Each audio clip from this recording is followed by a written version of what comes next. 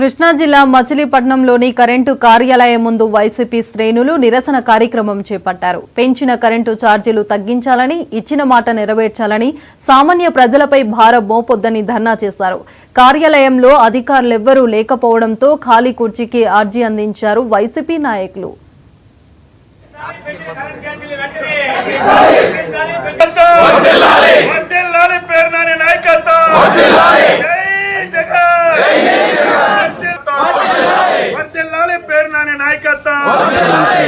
మాజీ ముఖ్యమంత్రి వర్యులు జగన్మోహన్ రెడ్డి గారి యొక్క పిలుపు మేరకు రాష్ట్ర యావత్తు కూడాను నిరసన కార్యక్రమాలు ధర్నాలు చేసేటువంటి పరిస్థితుల్లో ఈరోజు మచిలీపట్నంలో నియోజకవర్గ స్థాయి పేర్నేటి నాన్నగారి సారథ్యంలో కార్యకర్తలు, నాయకులు, అభిమానులు అందరూ కూడా తరలి వచ్చి ఏదైతే జగన్మోహన్ రెడ్డి గారు ఇచ్చిన పిలుపు మేరకు కరెంటు ఛార్జీలు ఆడిన మాట మరి అబద్ధం అనేటువంటిది ఏ విధంగా ఉంటుందో చంద్రబాబు నాయుడు గారికి తెలిసినటువంటి విషయాన్ని మనకు తెలుసు.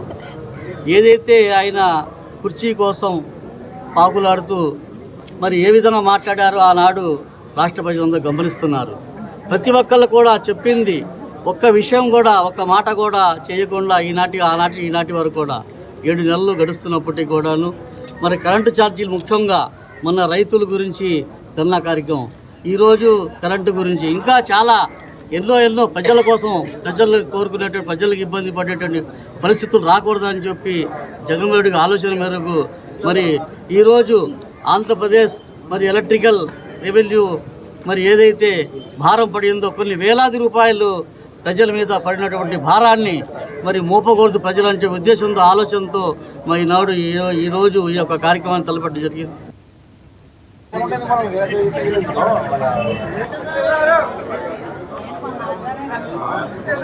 జగన్మోహన్ రెడ్డి గారు పిలుపు మేరకు ఈరోజు ఇక్కడ మన బందరు ముద్దుబిడ్డ పేరు నాని గారి యొక్క పిలుపు మేరకు ఈరోజు ప్రజల తరపున పోరాటానికి సిద్ధంగా కరెంట్ ఆఫీస్ దగ్గర ధర్నాకి వచ్చిన వైఎస్ఆర్ కాంగ్రెస్ పార్టీ సభ్యులందరికీ నమస్కారాలు.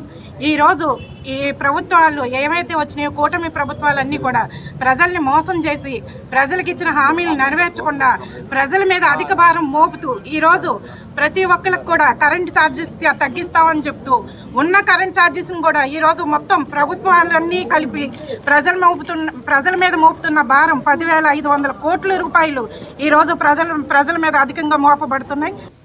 ఈరోజు ఈ కార్యక్రమానికి ఇచ్చేసిన వైఎస్ఆర్ పార్టీ కుటుంబ సభ్యులకి, అలాగే మా నాయకులు వైఎస్ జగన్మోహన్ రెడ్డి గారికి, అలాగే మా ప్రీతం నాయకులు పేర్ని వెంకటరామయ్య గారికి, మరి ప్రజానీకానికి అందరికీ కూడా ముందుగా నమస్కారం. మరి కూటమి ప్రభుత్వం అబద్ధాలు చెప్పి ఏవైతే హామీలు ఇచ్చిందో అవన్నీ కూడా నెరవేర్చకుండా మరి అబద్ధాలు చెప్పి ప్రజలను మభ్యపెట్టి అధికారంలోకి వచ్చిన తర్వాత ఇవాళ మళ్ళీ ప్రజల మీద ఇంకా మోయలేని భారాలు అయితే వేయటం జరిగింది. కరెంటు ఛార్జీలు పెంచమని చెప్పి హామీ ఇచ్చి ఈ రోజున ప్రజల మీద 1,550 కోట్లు అదనపు భారాన్ని వేయటం ఎంతవరకు సమంజసం? కూటమి ప్రభుత్వం ఆలోచన చేసుకోవాలి. ప్రజలు అంత అమాయకులు అయితే కాదు. ఆ రోజున జగన్మోహన్ రెడ్డి గారు అన్ని పథకాలు ఇస్తేనే మీరు చెప్పిన అబద్ధాలు నమ్మి మీకు ఓటేసి వాళ్ళ అధికారం ఇస్తే మీరు ప్రజల్ని ఏ విధంగా బాధ పెడుతున్నారు అందరూ గమనిస్తున్నారు.